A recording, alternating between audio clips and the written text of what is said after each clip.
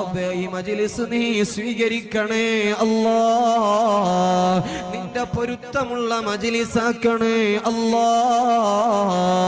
ഈ ചെറിയ ഒരു നാട്ടിൽ ഇങ്ങനെ ഒരു ഭവ്യമായ പള്ളി നിർമ്മിച്ച് ഈ പള്ളിയുടെ മുറ്റത്ത് ഇങ്ങനെ ഒരുമിച്ച് കൂട്ടി ലോകത്തിന്റെ നേതാവ് ഹബീബുൽ വറ മുഹമ്മദ് മുസ്തഫ സല്ലല്ലാഹു അലൈഹി വസല്ലമ തങ്ങൾ കത്തിച്ചു വെച്ച വിളക്കുണ്ടല്ലോ, അതാണ് ഈ നാട്ടിൽ പ്രകാശിക്കുന്ന ദീനീ ചിട്ടങ്ങൾ, അതാണ് ഈ നാട്ടിൽ തല ഉയർത്തി നിൽക്കുന്ന പള്ളിയും മദ്രസയും, ഈ നാട്ടിലെ അലിമീങ്ങളും ഉമറാക്കളും ഉമ്മമാരും മുഅ്മിനീങ്ങളും, അതെല്ലാം ദീനിന്റെ ശിആറുകളുടെ ഭാഗമാണ്.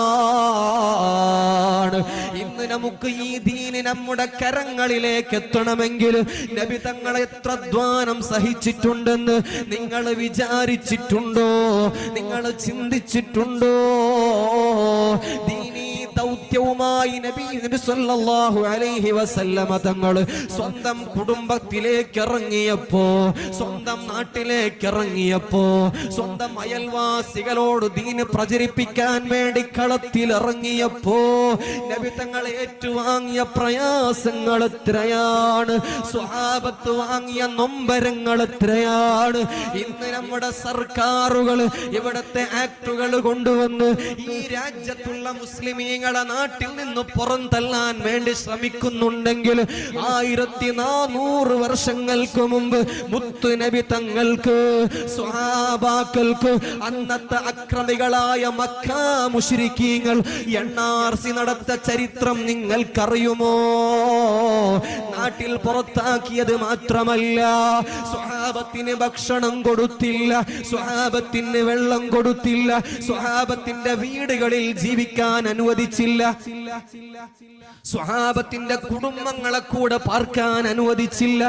ഏതുവരെ എന്ന് പറഞ്ഞാൽ ഒരുപാട് ദിവസങ്ങൾ സ്വഹാബത്ത് പച്ചയിലകളെ കഴിച്ചിട്ടുണ്ട്, പള്ളയിലേക്ക് മണ്ണ് കെട്ടി വെച്ചിട്ടുണ്ട്, പള്ളയിലേക്ക് കയറുകളെ കൊണ്ട് വലിച്ചു കെട്ടിയിട്ടുണ്ട്. നബി തങ്ങളെ മുമ്പിലേക്ക് വന്നു സ്വഹാബത്ത് പറയുന്നു, യാ റസൂലല്ലാഹ്, ഭക്ഷണമില്ലാതെ ദിവസങ്ങൾ കഴിഞ്ഞു നബിയേ, വല്ലാത്ത പട്ടിണിയുണ്ട് നബിയേ, വല്ലാത്ത ദാഹമുണ്ട് നബിയേ, വല്ലാത്ത വിശപ്പുണ്ട് നബിയേ എന്ന് വയറ് കാണിച്ചപ്പോ അവിടത്തെ ഷർട്ട് പൊക്കി കാണിച്ചവിടെന്ന് കാണിച്ചു കൊടുത്തു. സ്വഹാബാ, വല്ലാത്ത വിശപ്പുണ്ടല്ലേ, വല്ലാത്ത വേദനയുണ്ടല്ലേ. അനുയായികൾ വിഷമിക്കുമ്പോ രാജാവായി വിരാജിക്കുന്ന എത്രയോ ആളുകളില്ലേ. നബി തങ്ങൾ അവിടെ നിന്ന് കാണിക്കുന്നു, എന്റെ പള്ളയിലേക്ക് ഞാൻ കല്ല് വച്ച് വലിച്ചു കെട്ടിയത് എന്റെ വിശപ്പകറ്റാൻ പറ്റാത്തത് കൊണ്ടാണ്. മക്കയിലെ മുശ്രിക്കീങ്ങൾ അക്രമം സഹിക്കാൻ പറ്റാതെ ആമിന ഉമ്മയുടെ നാട്ടിലേക്ക് ത്വായിഫിന്റെ മണ്ണിലേക്ക് മുത്തു നബി തങ്ങൾ പോയപ്പോ ത്വായിഫുകാർ കല്ലെറിഞ്ഞില്ലേ. അവിടെ അതാ ജിബ്രീൽ അലൈഹിസ്സലാം വന്ന് നബി തങ്ങളോട് പറഞ്ഞു, ജിബ്രീലേ, ഈ നാട്ടുകാർക്ക് ഞാൻ ഉഹുദ് പർവ്വതം മറിച്ചിട്ട് നശിപ്പിച്ചു കളയണോ നബിയേ? നബി തങ്ങൾ പറഞ്ഞു, വേണ്ട ജിബ്രീലേ, ഈ കൂട്ടത്തിലെങ്ങാനും ഒരാൾ പരിശുദ്ധ ഇസ്ലാമിലേക്ക് വന്നാൽ ഈ നാടെന്നല്ല, ഈ ലോകമെന്നല്ല, ഈ ലോകവും ഈ ലോകത്തുള്ള മുഴുവനും ലഭിക്കുന്നതിനേക്കാളും മറ്റൊരു പ്രതിഫലമില്ല. എല്ലാവർക്കും മാപ്പ് കൊടുത്ത ഹബീബുൽ വറ മുഹമ്മദ് മുസ്തഫ സല്ലല്ലാഹു അലൈഹി വസല്ലമ തങ്ങൾ മക്ക മുശ്രിക്കീങ്ങളെ ഇടയിലേക്ക് ചെന്നുകൊണ്ട് ദീന് പ്രചരിപ്പിച്ചു. അബൂജഹൽ എന്ന ധിക്കാരിയെ അറിയുമോ? കാന യൻഹ നബിയ സല്ലല്ലാഹു അലൈഹി വസല്ലം അനിസ്സലാ. നബി സല്ലല്ലാഹു അലൈഹി വസല്ലം ഒരു ദിവസം നമസ്കരിച്ചു കൊണ്ടിരിക്കുമ്പോ നല്ല ഭാരമുള്ള ഒരു പാറക്കല്ല് നബി തങ്ങളെ മുകളിലേക്ക് ഉരുട്ടിവിടുന്നു. നബി തങ്ങളെ നിസ്കാരത്തിലാണ്. നബി തങ്ങളെ വധിച്ചു കളയാനുള്ള ശ്രമമാണ്. മഹാനായ ജിബ്രീൽ جبريل عليه السلام فدنا منه جبريل عليه السلام في سورة فحل من الإبل വട്ടകത്തിന്റെ രൂപത്തിൽ വന്ന് പാറക്കല്ലിയെ തടഞ്ഞു നിർത്തുന്നു. അത് നബി തങ്ങളുടെ മുഅ്ജിസത്താണ്. ഇത് കണ്ടുകൊണ്ട് അബൂജഹൽ പേടിച്ചോടുകയാണ്. അബൂജഹൽ നബി തങ്ങളെ വെറുതെ വിടുന്നില്ല. നബി സല്ലല്ലാഹു അലൈഹി വസല്ലമ തങ്ങള് ഒരുപാട് ബുദ്ധിമുട്ടിച്ച, ഒരുപാട് ശകാരിച്ച വ്യക്തിയാണ് അബൂജഹൽ ലഅനത്തുല്ലാഹ്. ഉഖ്ബത്ത് ബിൻ അബീ മുഈത്ത് എന്ന ധിക്കാരി, മക്ക മുശ്രിക്കീങ്ങൾക്ക് നേതൃത്വം നൽകിയ ധിക്കാരിയാണ്. നബി സല്ലല്ലാഹു അലൈഹി വസല്ലമ തങ്ങൾ നിസ്കരിച്ചു കൊണ്ടിരിക്കുമ്പോ خنقه يوما من عنقه وهو مسل. നബി സല്ലല്ലാഹു അലൈഹി വസല്ലമ തങ്ങൾ നിസ്കരിച്ചു കൊണ്ടിരിക്കുമ്പോ അവിടുന്നതാ ഉഖ്ബത്ത് ബിൻ അബീ മുഈത്ത് നബി തങ്ങളുടെ ചങ്ക് പിടിച്ചു മുറുക്കുന്നു, ശ്വാസം മുട്ടിക്കാൻ നോക്കുന്നു. മഹാനായ അബൂബക്കർ സിദ്ദീഖ് റളിയല്ലാഹു അൻഹു വന്നു തടയുന്നു, പിടിച്ചു മാറ്റുന്നു. എന്റെ ഈമാനുള്ള മുഅ്മിനീങ്ങള്, ഇങ്ങനെ ഈ നാട്ടിൽ ഇങ്ങനെ ദീന ഇവിടെ വിളക്കിങ്ങനെ പ്രകാശിക്കാൻ സ്വഹാബത്ത് സഹിച്ച ത്യാഗം എത്രയാണെന്നറിയോ? മുത്തുനബി തങ്ങൾ സഹിച്ച ത്യാഗം എത്രയാണെന്നറിയോ? അബൂലഹബിനെ കുറിച്ച് പരിശുദ്ധ ഖുർആൻ ആക്ഷേപിച്ചു പറയുന്നുണ്ട്.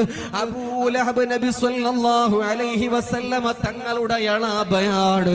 അബൂലഹബും അവിടുത്തെ ഭാര്യ ഹമ്മാലത്ത് നബി തങ്ങളുടെ വഴികളിൽ വേസ്റ്റുകളെ വിതരുന്നു, നബി തങ്ങളെ ബുദ്ധിമുട്ടിക്കുന്നു, നബി തങ്ങളെ കുറവാക്കുന്നു.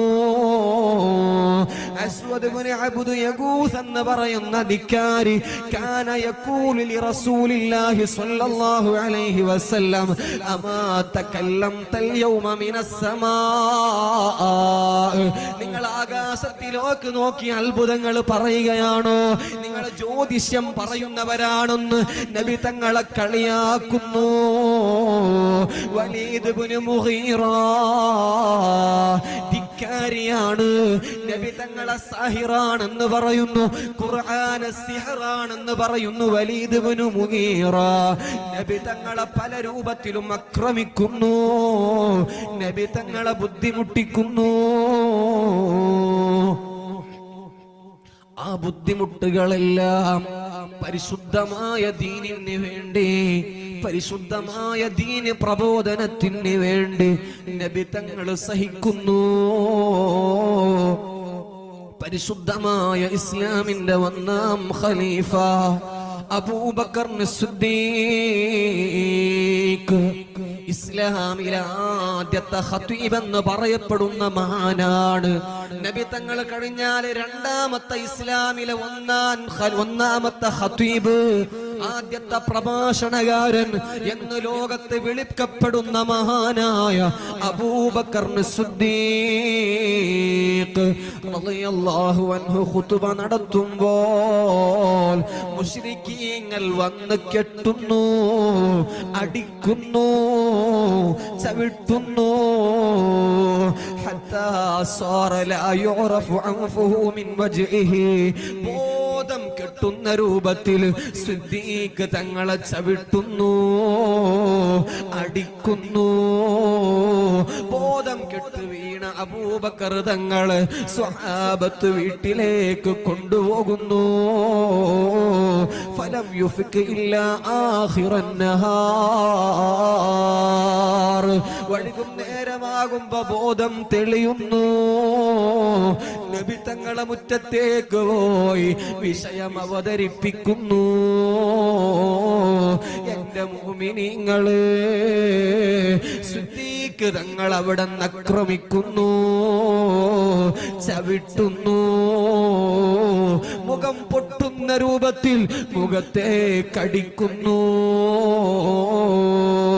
അബ്ദുല്ലാഹി ഇബ്നു മസ്ഊദ് റളിയല്ലാഹു അൻഹു പരിശുദ്ധമായ കഅബാലയത്തിന്റെ ചാരത്തു നിന്ന് സൂറത്തുർ റഹ്മാൻ ഉറക്കെ പാരായണം ചെയ്യുമ്പോ മഹാനായ അബ്ദുല്ലാഹി ഇബ്നു മസ്ഊദ് തങ്ങളെ പിടിച്ചടിക്കുന്നു. മക്കയിലെ മുശ്രിക്കീങ്ങള് അവിടെന്ന് ശകാരിക്കുന്നു. നബി തങ്ങൾ കഴിഞ്ഞാൽ ഇസ്ലാമിൽ രണ്ടാമതായി പരിശുദ്ധ ഖുർആൻ ഉറക്കെ ഓതിയ മഹാനാണ് അബ്ദുല്ലാഹി ഇബ്നു മസ്ഊദ്.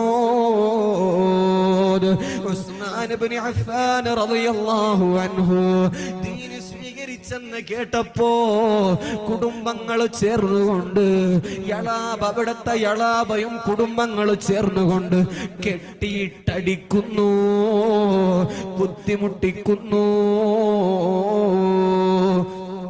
എല്ലാ ത്യാഗങ്ങളും ഏറ്റുവാങ്ങുന്നു. മഹാനായ ബിലാൽ ഇബ്നു റബാഹ്, മഹാനായ ബിലാൽ ഇബ്നു റബാഹ് റളിയല്ലാഹു അൻഹു ഉമയ്യത്ത് ഇബ്നു ഖലഫിന്റെ അടിമയായിരുന്നു.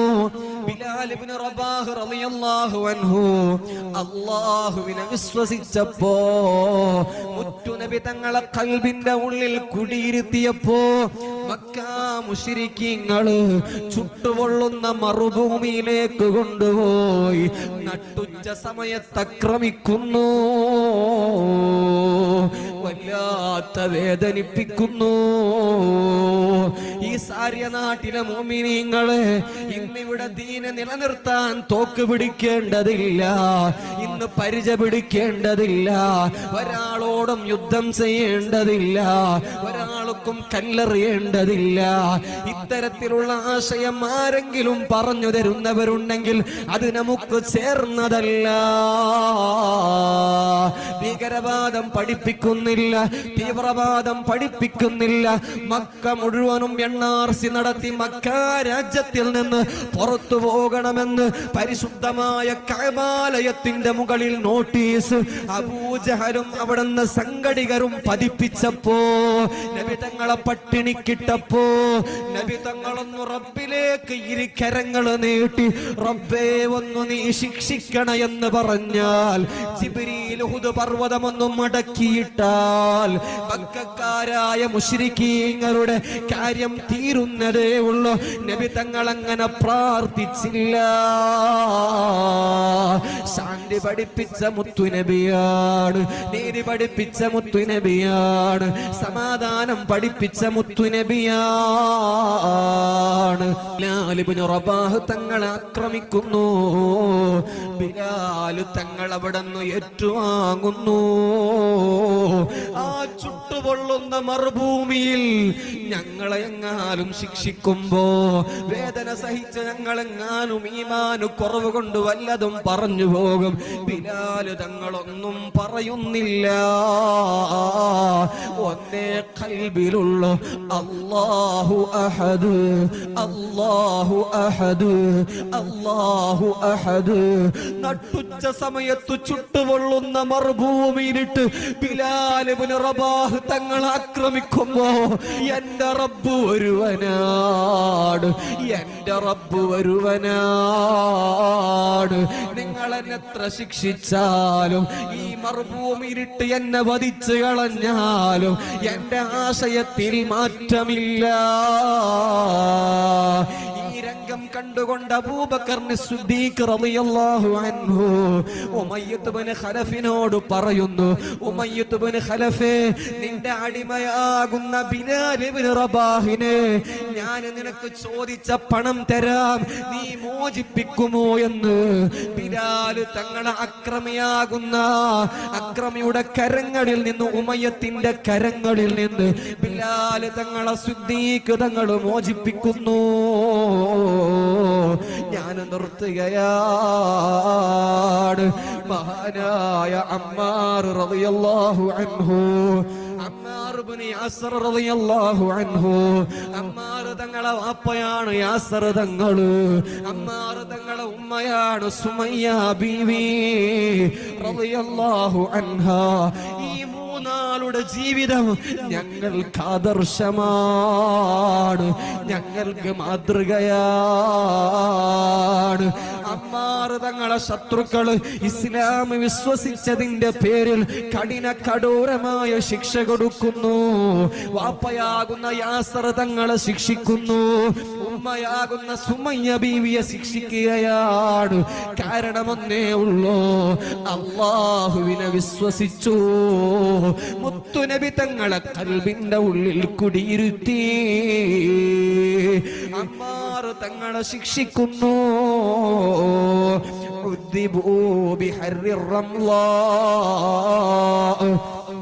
അമ്മാർ തങ്ങളെ ചുട്ടുപൊള്ളുന്ന മറുഭൂമിയിൽ ഇട്ടുകൊണ്ട് ശിക്ഷിക്കുകയാണ്. ശിക്ഷ ഏറ്റുവാങ്ങുന്നു. ദീനിൽ നിന്ന് പുറത്തേക്ക് വരണമെന്ന അക്രമികളായ മുശ്രികീങ്ങൾ പറയുന്നു. അമ്മാർ തങ്ങൾ പിന്നോട്ടില്ല. അമ്മാർ തങ്ങളെ മറുഭൂമിയിലിട്ട് ശിക്ഷിക്കുമ്പോ മുത്തുനബി തങ്ങളെ ആ വഴിയിലൂടെ കടന്നു പോകുമ്പോ മുത്തുനബി തങ്ങൾ പറഞ്ഞു, ആലു അമ്മാർ, അമ്മാറിന്റെ കുടുംബമേ,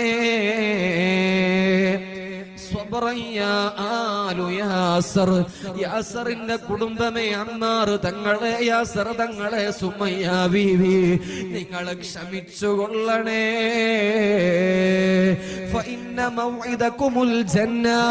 നിങ്ങൾക്ക് അല്ലാഹു സ്വർഗം വാഗ്ദാനം ചെയ്തിട്ടുണ്ട്. മുത്തുനബി തങ്ങളെ ക്ഷമിക്കാൻ പറയുന്നു. ശത്രുക്കൾ അടുത്തേക്ക് പോകാൻ കഴിയുന്നില്ല. അമ്മാർ തങ്ങൾ അവിടെ ശിക്ഷയേറ്റുവാങ്ങി ഷഹീദാകുന്നു. മഹദിയായ സുമയ്യ ഉമ്മ, ആ സുമയ്യ ഉമ്മയെ ചുട്ടുപൊള്ളുന്ന മറുഭൂമിയിലേക്ക് കൊണ്ടുപോകുന്നു. അബൂജഹൽ എന്ന ധിക്കാരി, അതൊരു ചില്ലറ ധിക്കാരിയല്ല. ലോകത്ത് ഇതുവരെ കടന്നു വരാത്ത, ഇനി വരാനുമില്ലാത്ത ലോകത്തെ ഏറ്റവും വലിയ ധിക്കാരിയാണ് അബൂജഹൽ. ആ അബൂജഹൽ മറുഭൂമിയിലേക്ക് കൊണ്ടുപോയി സുമയ്യ ബീവിയെ കിടത്തുന്നു, ആക്രമിക്കുന്നു. അവിടുത്തെ മുന്തുവാരത്തിലേക്ക് ഇരുമ്പ് കൊണ്ട് കുത്തുന്നു. മറുഭൂമിയിൽ വേദന സഹിക്കാൻ പറ്റാതെ സുമയ്യ ബീവി റളിയല്ലാഹു അൻഹാ ഈ ലോകത്തോടെ വിട പറയുന്നു. മഹാനായ യാസർ തങ്ങളെ മറുഭൂമിയിലേക്ക് കൊണ്ടുപോകുന്നു. നല്ല ഉഷ്ണകാലത്ത്, ചൂടുകാലത്ത് ധരിക്കുന്നതായ, നല്ല തണുപ്പ് കാലത്ത് ധരിക്കുന്നതായ പടയങ്കി അവിടുന്ന് കൊണ്ടുപോയി മഹാനായ യാസർ തങ്ങൾക്ക് ധരിപ്പിക്കുന്നു. മറുഭൂമിയിൽ കിടത്തുന്നു. നെഞ്ഞിന്റെ മുകളിലേക്ക് പാറക്കല്ല് കൊണ്ടുവന്ന് വെക്കുന്നു. അമ്മാർ തങ്ങളെ, യാസർ തങ്ങളെ, സുമയ്യ ബീവിയ 3 പേരെയും കുടുംബങ്ങള് ശിക്ഷിക്കുന്നു. മഹാനായ യാസർ തങ്ങള് ഇന്നത്തെ നമ്മുടെ ചൂടിനേക്കാളും എത്രയും 10 മടങ്ങാണല്ലോ. സൗദിയയുടെ ആ രാജ്യങ്ങളുടെ മറുഭൂമികളുള്ള ചൂട് പറയേണ്ടതില്ലല്ലോ. നല്ല ഇരുമ്പിനാലുള്ള പടയങ്കി ധരിച്ച് മറുഭൂമിയിൽ കിടത്തുന്നു. ചൂട് സഹിക്കാൻ പറ്റാതെ യാസർ തങ്ങളും ഷഹീദാകുന്നു. ആദ്യമായി ഇസ്ലാമിൽ ഷഹീദായ വനിത അത് സുമയ്യ ബീവിയാണ്. അവരുടെ മദദ് ഞങ്ങൾക്ക് നീ നൽകണേ അല്ലാഹ്. എന്തിനാണ് സ്വഹാബത്ത് ഈ പ്രയാസങ്ങൾ ഏറ്റുവാങ്ങിയത്? അവരെ കുടുംബങ്ങൾക്ക് വേണ്ടിയല്ല, അവരെ പറമ്പിന് വേണ്ടിയല്ല, അവരെ സമ്പത്തിന് വേണ്ടിയല്ല, അവരുടെ സ്വത്തിന് വേണ്ടിയല്ല, ഒന്നിനു മാത്രമാണ്. ഇന്ന് ഈ സാര്യയിൽ ദീന് നിലകൊള്ളാൻ, ഈ രാജ്യത്ത് ദീന് നിലകൊള്ളാൻ, ലോകത്ത് നിലകൊള്ളാൻ അന്ന് സ്വഹാബത്ത് സഹിച്ച ത്യാഗമാണ്. റബ്ബേ അവരെ ബറക്കത്ത് കൊണ്ട് ഞങ്ങളെ നന്നാക്കണേ അല്ലാ, യഥാർത്ഥ വിശ്വാസികളാക്കണേ അല്ലാ. മഹാനായ സിന്നീറ റളിയല്ലാഹു അൻഹു ആകുന്ന സ്വഹാബിയെ ശത്രുക്കൾ അറസ്റ്റ് ചെയ്തു കൊണ്ടുപോയി അവിടുന്ന് ശിക്ഷിക്കുന്നു. ഒരു ബന്ധുള്ള റൂമിലടച്ചിട്ട് ആ റൂമിലേക്ക് പുകയച്ച് ശ്വാസം മുട്ടിക്കുന്നു. ഇവരാരും ദീനിൽ നിന്ന് പിറകോട്ടു പോകുന്നില്ല, ദീനിൽ നിന്ന് പിന്നോട്ടു പോകുന്നില്ല.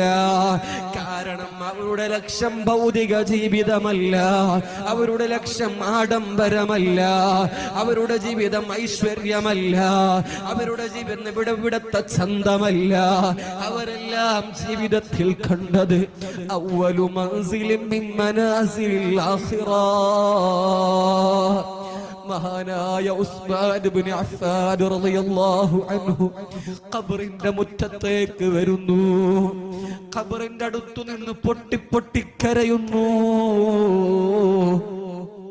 ഉസ്മാൻ തങ്ങളോട് ചോദിക്കുന്നു, അല്ലയോ ഉസ്മാൻ തങ്ങളെ, സ്വർഗത്തിന്റെ വിഷയം പറയുമ്പോൾ നരകത്തിന്റെ വേദനാജനകമായ ഭയാനകത പറയുമ്പോ നിങ്ങൾക്ക് വല്ലാത്ത വിഷമമൊന്നും കാണാറില്ലല്ലോ. പക്ഷേ ഖബറെന്ന് കേൾക്കുമ്പോ ഖബറിന്റെ മുറ്റത്തേക്ക് പോയി പൊട്ടിക്കരയുന്നത് എന്തുകൊണ്ടാണ് ഉസ്മാൻ തങ്ങളെ എന്ന് ചോദിച്ചപ്പോ മഹാനായ ഉസ്മാൻ ഇബ്നു അഫ്ഫാൻ റളിയല്ലാഹു അൻഹു അവിടുന്ന് പറയുകയാണ്, എന്റെ മുത്തു ഹബീബ് മുഹമ്മദ് മുസ്തഫ സല്ലല്ലാഹു അലൈഹി വസല്ലം തങ്ങൾ പറഞ്ഞു, ഇന്നൽ ഖബറ അവ്വലു മൻസിലിൻ മിൻ മനാസിലിൽ ആഖിറ. ആഖിറമാകുന്ന ലോകത്തേക്ക്, മഅ്ശറയിലേക്ക്, സ്വർഗത്തിലേക്ക്, അല്ലാഹുവിന്റെ കോടതിയിലേക്ക് പോയി അവിടെയെല്ലാം വിജയിക്കണമെങ്കിൽ